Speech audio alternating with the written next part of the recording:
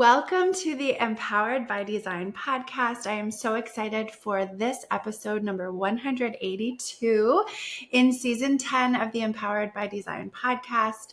And today we have a very special guest, Amanda Alappat. We will be talking with her in just a moment. Amanda is a ceremonialist, a birth doula, an educator, a writer, women's circle facilitator, and retreat host. She is devoted to serving and nourishing women and families. Amanda has been a birth doula for the past decade, guiding women to weave ceremony, confidence, and self-trust into the pregnancy and postpartum experience. Amanda also holds women's circles twice a month at the Red Rose Temple, a sacred space in the heart of rural Pennsylvania. She centers beauty, sisterhood, and the divine feminine, as well as being a driving force in the reclamation of community. Amanda and her husband have an art, yoga, and meditation program for children called Spark, where they teach socio-emotional skills, mindfulness tools, self-expression, and collaboration. They recently expanded to starting a forest school on their land to create a space for children to be immersed in and connected to nature. Amanda is a 3-time home birth mama, writer, educator, and priestess devoted to walking the path of love, reciprocity, and reverence for life. Oh, welcome, Amanda. That is beautiful. Welcome. Thank you so much for having me. I am so excited to have you on this podcast. You are so inspirational. I love reading all of the things that you have done and that you are doing for women and families. What is lighting you up right now in your life these days? So much, and I feel so grateful that I could say that. So much is lighting me up. So I think a really big thing, I was just a contributor for a Mary Magdalene anthology book that came out on her feast day, July 22nd. It is called Magdalene Unveiled, and I was one of 33 writers to contribute a chapter. And I'm chapter 1, which I did not anticipate or expect. And I was kind of a little shook when the day the book came out, I realized that. So it's about my third birth, which was an unassisted birth, and how that was woven into the birth of the Red Rose Temple, and how Mary Magdalene was the driving force behind that, and just following the red thread. Wow. So I'm super pumped about that. And we had this beautiful Magdalene ceremony at the temple. And I really feel like we honored her properly as the foundational piece of this whole thing that I've created out here. Wow. So I'm lit up about that. We just completed 3 weeks of Spark Summer Camp. My husband and I co-led it on our land, 20 children each week. And, to do circle with them and call in the directions and make these beautiful art pieces and do yoga and meditation and grounding and foraging. It's so healing for my inner child. And it's really like deep soul fulfillment. And of course, our children are part of it. And so, we're creating what we want for our kids and the kids of our community. So that was a huge win. And upcoming retreat, I'm leading with my soul sister, Brandy. Prior to having children, my husband and I did a lot of retreats, and in between children, I've led retreats, but I've been on a hiatus because I have 3 small kids. And so finally feeling at a place where I could leave for a weekend. And yeah, it's an edgy one. It's a Rage, Release, Rebirth retreat. Yeah, so I'm leading it with a dear sister, Brandy, and that is coming August 22nd. So yeah, big things. Yes. It up. Oh, thank you. I'm so excited to talk about all of these things. So our listeners have met Brandy. Brandy was in the spring. She was on the podcast and we had talked about her work and circles and her collaboration with you in the Flower Moon Festival that happened in May. Yeah. So we've met Brandy here and she's lovely. I remember just sitting with her and being like, Oh, I feel so at peace. Mhm. So I'm really excited to hear about the retreat, the school, and but I want to go back to the Mary Magdalene book, and if you could give a little bit of information about maybe about your chapter and what people should really know about her. Oh, well, she's definitely my favorite goddess. And I'm sure most people know that she was branded as a whore or a prostitute, very diminished and downgraded by the church. And that is not true at all. I believe, as many people believe, she was Jesus's or Yeshua's counterpoint, equal. Mm, She was a visionary. She was a mm, mystic. There is evidence to suggest that she was a priestess trained in the temples of Isis. mm, And she is one of the only figures that appear in all four gospels. And I believe she was his wife and they had a child. And, she was someone who anointed, and that's evidence of being a priestess. And uh, it's like really fascinating when you start to peel back the layers. And I feel like this is true. Like so many things have been inverted and it's all coming to light what truth is. And so this book has 33 different voices, 33 different experiences. And my particular chapter really relates to birth mm. because I had two great home births with my first two children, but they were hard, they were painful, and they were not enjoyable in many ways. And I just felt like there had to be another way. And I opted to go unassisted. And if you're not sure what that means, I did not hire an OB or a midwife or a doula or anyone that would have authority over me. Okay. And I want to preface it by saying, that's not a choice for everybody. And, I had to do some really deep inner work to arrive at that place. And I really firmly feel that anchoring into the Magdalene energy gave me the confidence and the trust to walk that path because Mm, it is one of intense radical responsibility. And, 100%. Yeah. like Magdalene, I was subjected to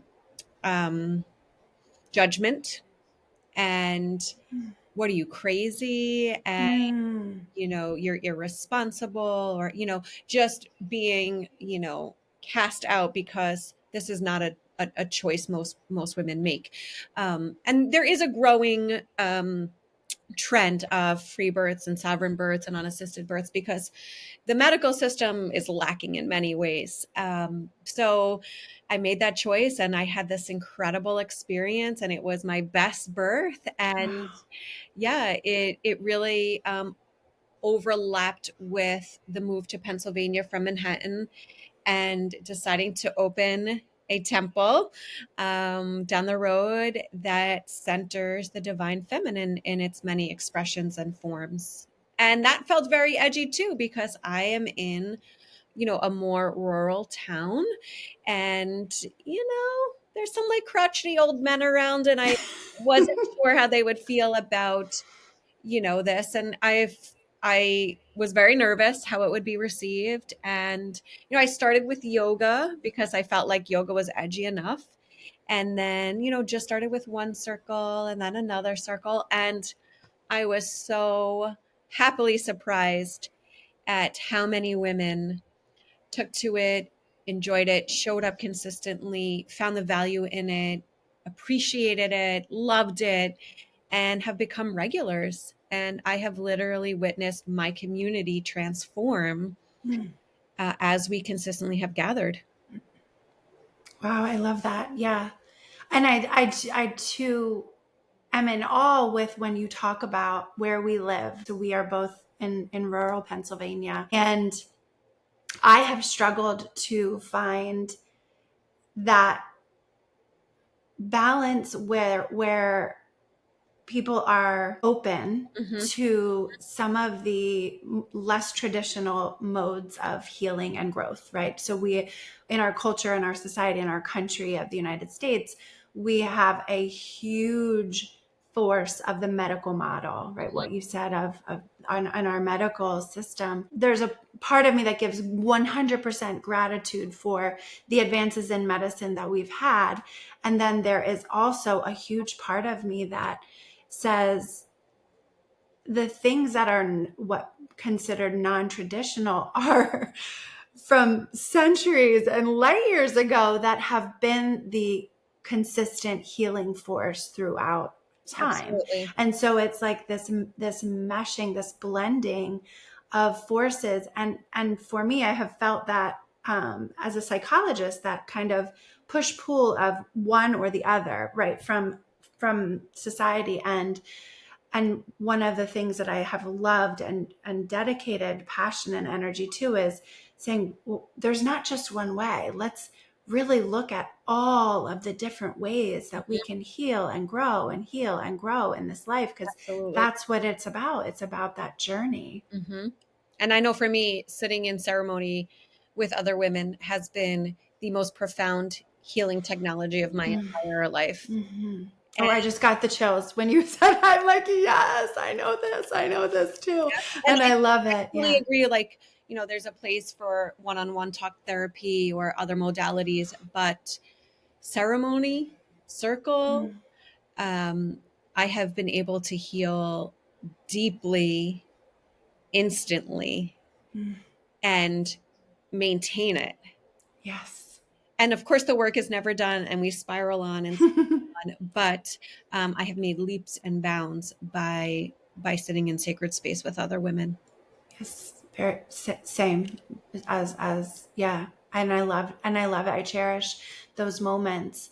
And I love being in connection with other women who are in that spirit of doing, right, of participating in leading ceremony. And really it's collaborating, right? Because I think even if we're the organizer or the host of the circle, the one thing that I love about the circles that I've been a part of is every single circle has its own energy.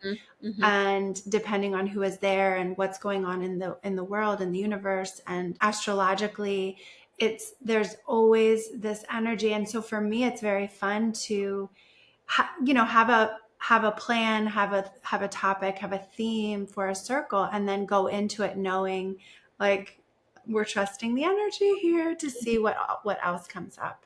And I will say that one of my biggest core values is collaboration. Mm. And the first circle I ever held, I said to the women, I don't want this to be the Amanda show. I don't want this to be just me. We are so much better together, and we all have such unique medicines and gifts and talents. And so almost every circle, I am collaborating with a different woman in a different way to offer a different theme or a different topic. And it's been so beautiful because I get to have working relationships with all of these women, and they get to bring their gifts and we get to share it in the community. And then we're all richer for it. Yes. And that's even what we do in, our Spark programs. We collaborate, we try to really instill in the children, everyone participates, everyone contributes, we all matter, and we're better as a whole. And it's a beautiful thing to witness. There's no way I could have done or have gotten this far in 2 years without women stepping up and showing up and saying, yes, I'll facilitate with you. I'll lead with you. I have a great idea. Even today, one of my friends texted me because I was like, I need a topic. And she's like, how about this? And like, let's do it together. And I was like, yes. And so I have witnessed so many women at the Red Rose come through and share their gifts. And it's been just such a blessing. I love that. Yes. I need to come to the Red Rose Yes. Temple. I have not been there yet. Yeah. Friday, but I will love that. We bring a lot of beauty, and that's largely Brandy, and this idea of ritual and ceremony to everything that we do. We always invoke the goddess, call in the directions, cast the circle in ceremonial space. And we're big on releasing first and shedding and letting go, because we want to make space for those desires and those dreams to manifest and come true. It sounds amazing. So wonderful. The more that we build each other up, we're lifting the vibration of Definitely. the I'm planet. in the business of making sure every woman wins. Yes, I love that. I love that. So you also mentioned that in part of what your formula or ritual is releasing first Mm-hmm. so that there's making space for the next energy or the new energy or the recycled energy. And you also mentioned that in the description of the retreat. Mm-hmm. So Mm-hmm. tell us about the retreat that you have coming up in just a little over a So week. soon. Yes, tell us about the retreat and also the motivation where that comes from. Okay, so this is another collaboration between Brandy and I, and it's been on our hearts for a while. And we feel the beauty of a retreat, first and foremost, is like the luxury of time, Mm, right? Like I love my circles and ceremonies, but they are 2 or 3 hours and then they're yes, over. And right. so to explore a topic like rage, we feel like it warranted more spaciousness and more time. And also because rage can feel edgy and it's a charged word, it can feel dangerous, it could feel overwhelming. And I think as women, we're conditioned to not have any rage and be polite and obedient and kind and kept together. And yet I know almost every woman has a fury inside of them and has a litany of stuff that they could feel angry about, whether it's the state of the world or their childhood or the invisible load that many of us carry. Mm. And where do we put that rage? Where do we put that anger if we don't have spaces or containers to voice it, express it, feel it, look at it, acknowledge it? And I find that when I am not in right relationship with my rage, it spews out onto my children, it spews out into my home, and it just leaks out. And that's not how I want to be, and that's not how I want to show up. And it's my responsibility to tend to it. And so in a former life, I was a boxer, I was a competitive boxer, and I was able to really work through so much repressed anger and rage from my childhood. But like we talked about before, the work is never done. And, it gets deeper and we spiral around. And so we really felt like we wanted to offer this container because women are upset and rightfully so. And we also wanted to create something with a little bit more edge, right? Like I have been to plenty of ceremonies and circles and even some of my own that are more on the vanilla side, that are positive and love and light. And I love that, is my nature. That's who I am. But in the shadows, in the more dark, it's ripe for potential and possibility. And I feel like really where we learn and grow, and really where the power of alchemy comes in, of like, okay, how can we work with this rage and transform it into something else?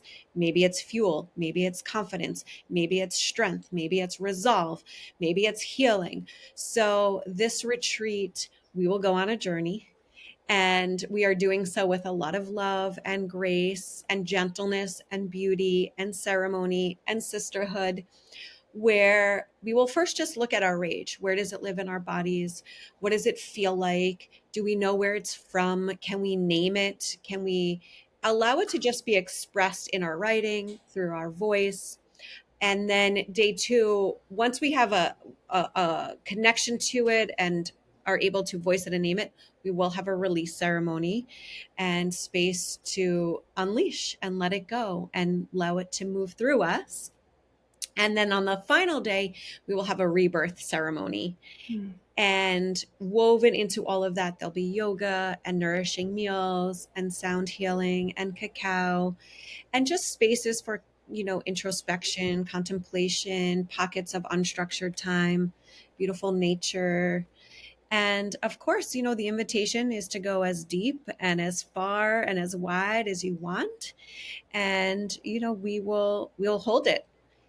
So I'm very excited. It's right in New Jersey. It's at Harmony Mountain House, which is co-owned by two beautiful women, in deep devotion to all of the things that I am in deep devotion to. And yeah, they'll be our, base of support. They'll be providing, the meals and the beautiful accommodations. And we're offering 4 different options. So you could camp, you could glamp, you could share a room, or you could have a private room. And we're offering different payment plans because we really want to make it accessible and accommodating to, whatever one's preference is. Oh, I love that. Yes. Wow. That is great. And the dates of that are? August 22nd to 24th. Okay. It's actually a new moon. And Ooh. so that also feels quite aligned. Yes. And that will be a new moon in Virgo? Yes. Correct? Right. Yes. Oh, that's awesome. I love that. Love tapping into that energy of rebirth and planting the seeds and welcoming the new energy. It sounds lovely. And I love how you incorporated that, the process of getting in tune with first, building awareness first, tapping into our bodies and our spirits first. Because I feel very much like, in our world and in our culture, we're just a go, go, go. We're encouraged to be like work, work, work, work, work. And, don't slow down, don't rest, don't, Press it, just right, press it. It'll be fine. right. Just bury Shove it down. And we're saying, here's a permission slip, really. Yes. Here's an invitation. If you met Brandon and I, we are not rageful people. We don't walk around angry, right? Like literally my default mode is positivity and optimism. And I'm more of like the light and the bright and all of that. But I do feel the pull to explore this, right? To peek under the hood, to go into the shadows. What's here for me? What's here for my learning? What have I sort of pushed aside or buried? And can I claim that and own that and be okay in that expression? Because my intention is to be a fully expressed woman. And that just doesn't mean I walk around in the light all day. Right. And I recently heard, I went to this amazing event in New York, the Untamed Woman Experience. You're safest when you're closest to your own darkness. And I want to be, I really want to be an anchored safe space for all women. And so, yes, I need to be in touch with my rage and my fury and my fire and the injustices that I have felt and not be afraid of it, Yeah, I love that. Yes, because it is personal, right? So when you say that first step of getting in touch with it, getting in tune with it, recognizing where it lives in your body, where it might be coming from, and that's sometimes takes a long time for women to understand where it comes from, because we have our personal histories. We also have the collective history of our identity as women, past lives, and a lot of energy that contributes to the wound, that wound. So we want to look at both the micro, right? The individual, the personal, and then the macro, because I mean, look around the state of the world. There's a lot to be pissed off about. And, Yes. I think often we feel powerless, and, to give space, because I also feel that we are in a very individualized culture, but we need to be more in a collective community mindset. And so if we can name the things and speak to the things on the larger scale that we're upset about, and how can we transmute it, and how can we change it, and how can we create ripples? Yes. And I love that you're highlighting the power of doing that together in a community, in a collective, in a safe container, and a beautiful space of collaboration. That's absolutely.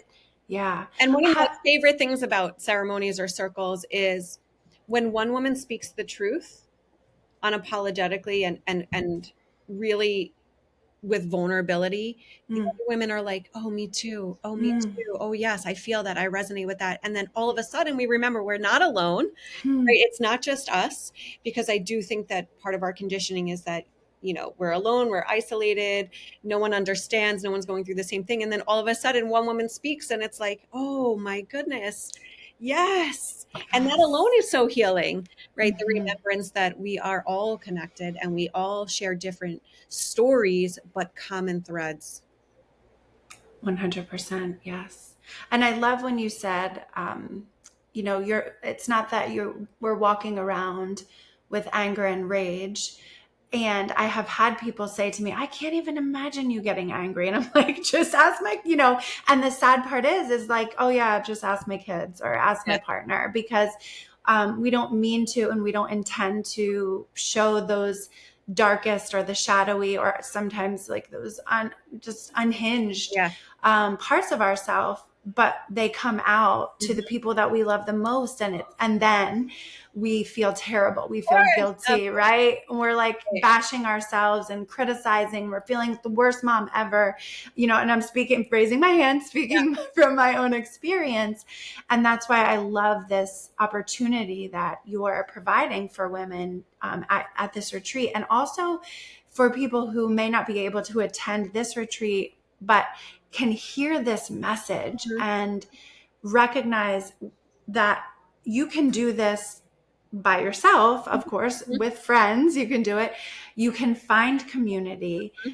We have community to offer you, but right now I'm inviting the listeners to just check in with themselves, check in with our bodies, and where does this resonate for you? What are you feeling?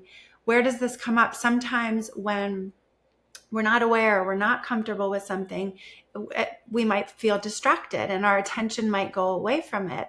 And you might have lost us, right? You might have to push the rewind button to go back to hear what we were saying, because when we're uncomfortable with rage, when we're uncomfortable with recognizing like, yes, me too, I do feel that. And I don't know what to do with it all the time. Or even though I know what to do with it, sometimes I don't do the right thing or the most healthy thing. So it's really just the invitation right here and now, as you're listening to us, to pay attention to what's coming up for you energetically, and to identify even right now, what are the things that you have at your disposal, because we have things without even knowing or being intentional. So giving gratitude and celebrating, oh, I have a best friend, or I have yoga, I have a gym membership, or whatever it is. I have a street I can walk on, or a forest path I can go spend time in nature, to allow the energy to be expelled, to be released, to make room for what we truly want to make room for in our lives is the light and the love. Absolutely. It's so funny. Yesterday, I did an Instagram post about a circle that I held last summer. It was the Primal Goddess. And I co-led with my beautiful friend, Rachel, who's a Booty yoga instructor. And we were having like a dance circle where every woman had an opportunity to get in the center of the circle and just let it rip. Like whatever. I love it. Now. I love it. And so it was my turn. And I wasn't particularly mad or pissed or anything. And I just went insane. I was like kicking, punching, and I was like screaming, and I was like banging the ground. And one of the women who was a regular, my friend Shayla, looked at me and was like, damn, woman, I didn't know you had that in you. And I was like, yes, that's the thing. First of all, we all have it in us. And second of all, yeah, you've probably only seen me composed and curated and leading circles and, being very, beautiful and calm and tame. And then all of a sudden, when someone gave me the permission and the opening, I was able to access it. And then you feel like high as a kite after. Yes. Because we gave it space. Yes. And so I do think that rage work is spiritual hygiene. Nutritional diet. I love that. Spiritual hygiene. Yes. Yes. We can't always just, be in the light. We really, I feel like to be whole and to have range and to be fully expressed, we need to look at all sides and all aspects. And even when, Brandon and I were talking, I'm like, rage, that like, I have a visceral response to that word. It feels intense. Yes. And that to me is an indication. Yes, this is the invitation. Yes. I love that. And I love what you said about when we are unapologetically authentic, we are also by design and default giving permission and inviting others to step into their authenticity. Absolutely. Right. When I've been in the presence and am in the presence, when I make intentional action to be in the presence of other women who are authentic and comfortable being there. Maybe not all the time, right? Yep. we have to. We're. It's about harmony and balance. That it helps me to be able to be myself as well. Absolutely. Yeah, I And, love a that. lot of the women that come to Circle, our kids go to the same homeschool co-op, or they come to our Spark Forest School. And it's so great because we could like shoot the shit at a play date and hang out, but like we know each other's souls. We know each other's hearts, right? Mm-hmm. It's not a superficial relationship. There is depth there. There is like deep connection. And that just brings me so much joy because I do feel like, community is really lacking. And, community is like my core value in life. And so to like know these women deeply and to feel like we have each other's backs and I could trust my children with any of these women and they could, leave me their kids at any moment. And, we show up for each other. And that is really such a priceless gift. Yes. Yeah. Tell us a little bit more about the Spark. Okay. The program that you do in the forest school. Started 10 years ago. My husband had a desk job that was unfulfilling and always had a beautiful knack with children, artist at heart. And, on the suggestion of my good friend, like, hey, why don't you teach art to children? That sparked the spark. And, he started with one student in our small New York City apartment and then got into one school, and one school grew into two schools. And then in addition to art, he added the yoga and the meditation. He is South Indian. And so, that is his lineage and his heritage. And avid practitioners, my husband and I have been on many yoga retreats and wove that into the program. And when we moved here, we kept the program going in New York that now has, a staff of 12 teachers, and we're in over 20 schools. We have a studio on the Upper West Side, and we have an art studio on our land here. And so we started teaching our Spark classes here, art, yoga, meditation. And I had always had the dream of doing a forest school. Our oldest went to a forest school in Central Park, and it was one of the best things ever. And I knew that I wanted to recreate it. And ironically, last year I was driving with my kids in the car. I hit a huge black bear, and it was sort of this like catalyst to start Spark Nature, which is our once a week forest school that me and my husband and another homeschool dad, we all co-lead because I really wanted male teachers.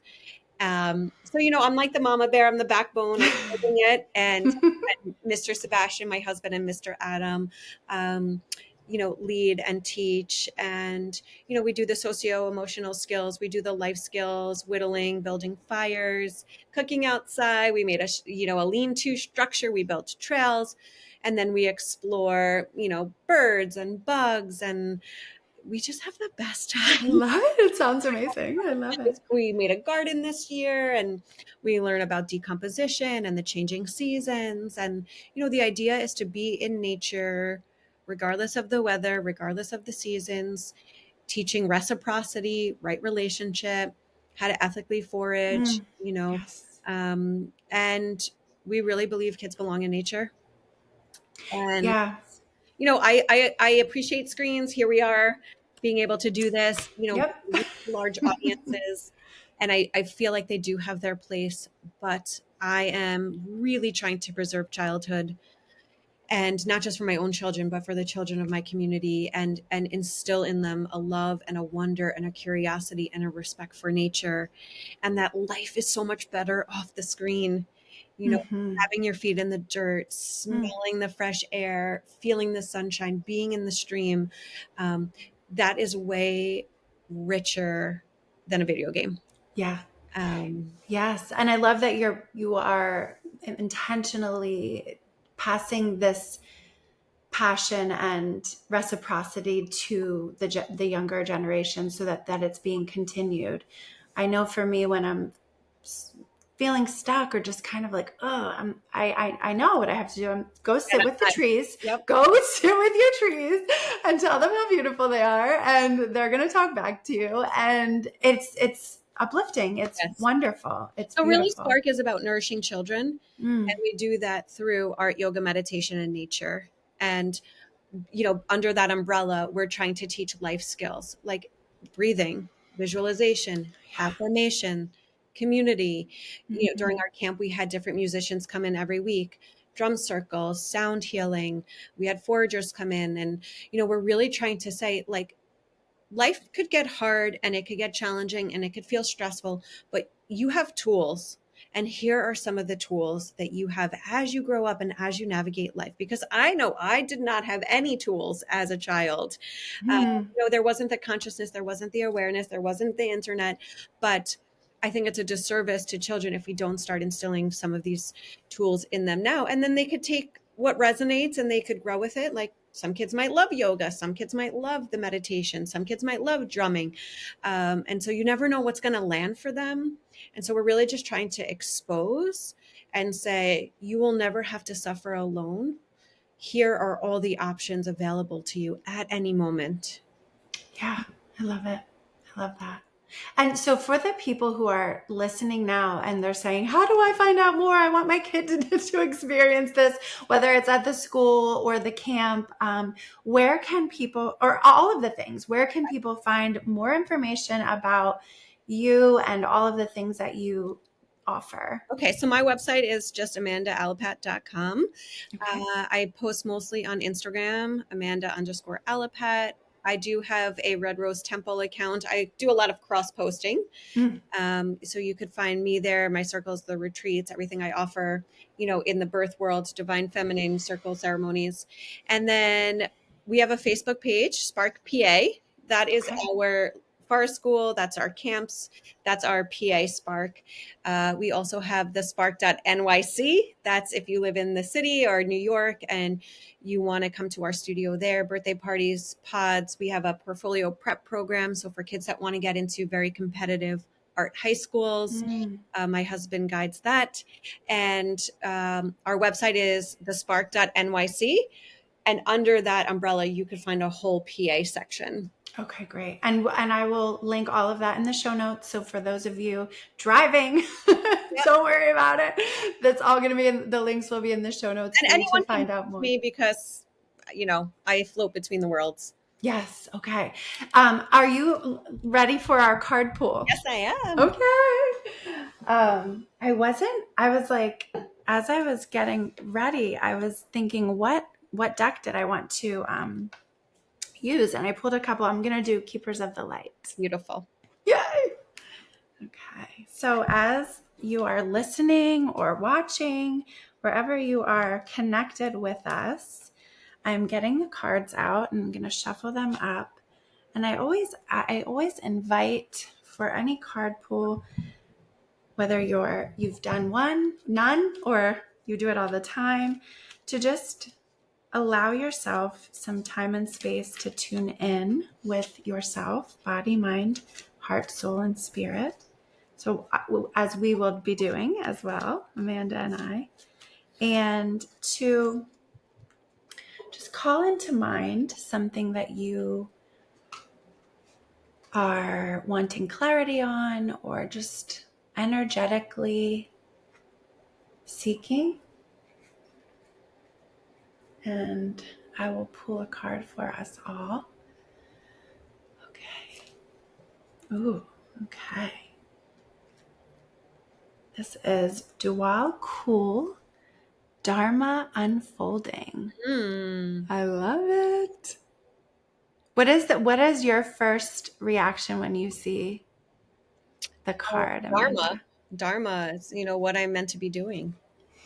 And that feels really accurate right now. And I definitely feel like in this moment in time, I'm in deep expansion. And I'm just feeling more and more aligned with my Dharma Mm. and, my work in the world and in devotion to the soul of my work. And so that's beautiful affirmation. Yes. Yes, I love it. And on the card, the message says, remember that you are on a path. Take one step at a time to happiness. Dharma unfolding. I love that. I do too. Yes. I love that our paths crossed. I give so much gratitude for the connections that we share, Lisa and Brandy. And attending the Flower Moon Festival was amazing for me this year. I'm excited for next year, and excited to come to the Red Rose Temple and Yes, yes. see. So Yes. we posted yesterday a schedule from now to the end of the year. Oh, good. Oh, that's wonderful. Yep. So we follow the wheel of the year. So we honor, equinoxes and solstices and Samhain, and punctuated between them is all kinds of juicy topics. And so it's usually on a Thursday, Friday, or Saturday night, typically Okay. Thursdays. And yes, we would love to have anyone Yes. who feels the call. They can find the schedule at Red Rose Temple on Um, Instagram or on your website. Yep. And it's also on my website as Perfect. well. Perfect. Okay.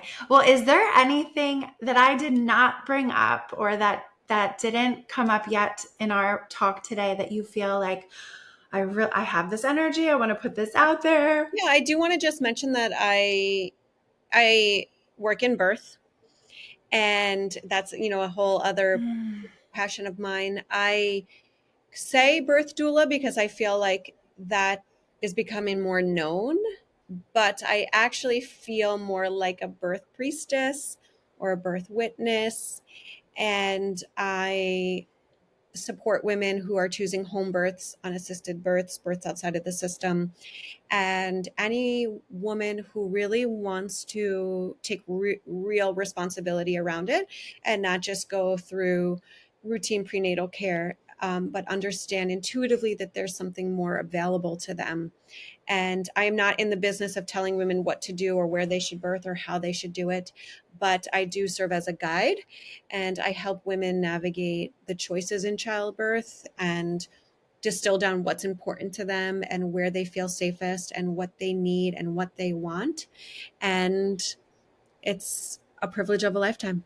Yes. Oh, I love that. Yeah. Thank you So for I wanted to name that as well. Yes, thank you, because it is such a beautiful and a beautiful gift and a beautiful invitation to recognize again with that same message of there's not just one way.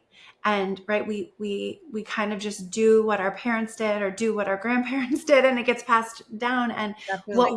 what energy we're feeling in, we've been feeling the shift, and finally this is the year of like the shedding and the stripping of the things that no longer serve us, and really the invitation to get clear on what it is that what your passions are, and to be able to step back and say, wow, there's a lot of other options out there. And thank you for sharing this. Because the bar for birth is so low, Mm, and there is an epidemic of birth trauma, mm, and women are then walking into motherhood deeply wounded. And the other option is to walk into motherhood fully intact mm, with deep confidence and trust. And that, I believe, only really could happen if the birth is a reflection of that. mm. And look, birth Yes. is transformative. There's a lot to unpack. Even, I've had amazing births, and I've still needed to, distill and unpack it and glean out the wisdom. But yeah, I'm in deep devotion to helping women reclaim birth. I love that.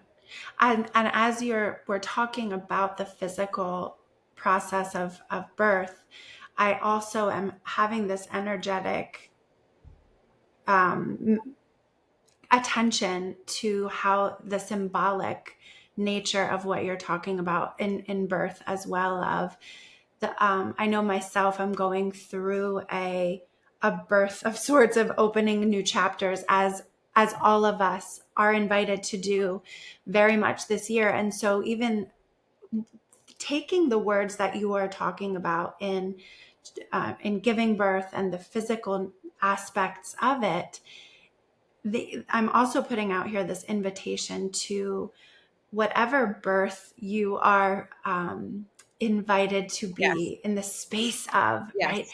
That is our Emotionally, gift. energetically. We are creatrixes. Yes. It's not just birthing babies, it's businesses, it's ideas, Mm, it's communities, it's yes. ceremonies, it's projects, it's raising our babies. Like, I really feel, yes, it's not just singularly birthing human beings. Well, that is, Beautiful. maybe even the pinnacle. We are forever 100. giving birth to potential and 100. possibility. Oh, I love that. Birthing potential. Yes, yes, yes. Well, thank you, Amanda, Yes, thank you so much. so much. This was amazing.